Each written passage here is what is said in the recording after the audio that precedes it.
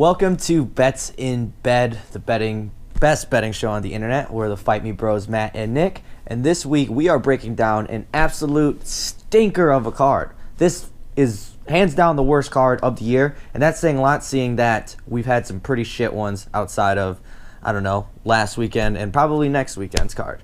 Dude, next weekend's 235. That is a horrible take. No, I was saying, outside of those two cards, everything else has been pretty shit. Oh.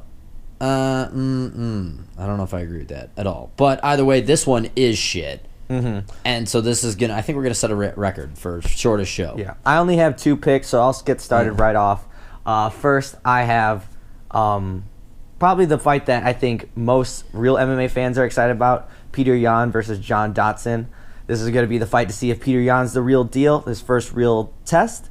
And I think he's a little steep at minus 270, but I like Peter Yan by decision just because I can't see John Dodson getting finished here. He's just too evasive, but I feel like he's a little past his prime. He's a little slow, and I don't think he's going to be able to jump in and out like he normally is able to do against Peter. Or Petra. I don't know how to fucking say it. What are the odds on decision? It's minus 150. Oh, okay. Fair enough. Mm-hmm. Yeah, okay. I don't have that, but solid pick. My first pick is going to be Jillian Robertson over. I hate to pick against the Baywatch, but I got to take Jillian Robertson against Veronica Macedo, mostly because she just seems to pose all the exact same problems that everybody that's beaten Macedo has, which is just they're bigger and they can grapple.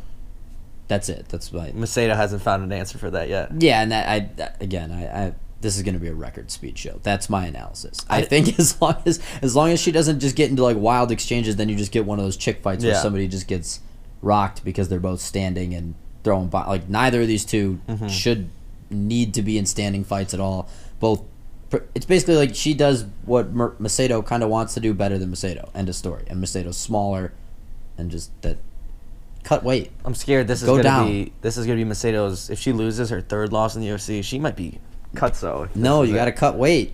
Yeah, Cutso, cut weight. Go down. Go down a weight class, and then that instantly buys you 2 more fights. True. Easy.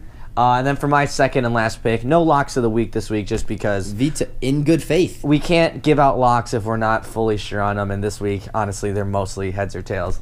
And this is another fight. It's a split even line. Jan Blachowicz versus Thiago Santos. I think it's minus 105 on both sides there.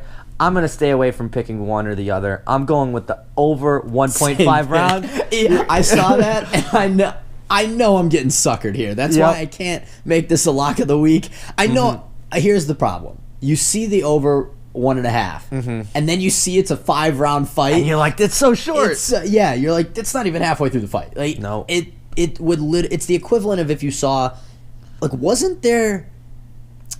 No, that's impossible. They wouldn't do that. I feel like there was like a 3-round fight that they just did go a while ago. That there was one of them that it was just like over 1 round. Like they just gave you the one flat. I don't know. That might one of those mental things I just thought of.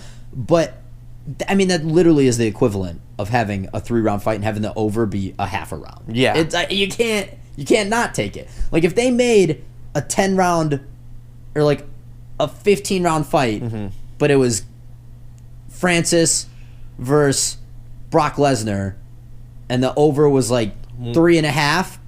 I'd just be like, oh well, you got it. There's no way. But like if 3.5 rounds is so long. Yeah, but if there's 1.5 other rounds, exactly, it doesn't even matter. No, that's my same thought process. I'm a sucker for the over 1.5 rounds, like you said, especially in the 5-round fights. I think Blachowicz, he's pretty durable, and I see Thiago Santos. A lot of his finishes come right in that 2nd round, right at the 2:20 mark, and I'm like, I think Blachowicz has just enough gas in the tank to survive that. I was also going to say this is why I can't do this lock of the week. I have no confidence, but I also am like, you can ride out the 1.5 rounds. However, this is over in 30 seconds. It could be. Yeah. Thiago Santos is going to come out and just throw crazy fists, just as he normally does. Like once he goes into rage mode and generally KOs people, and then everybody all week has been talking about, well, Blachowicz has only been finished once. Exactly. It's like, that's exactly why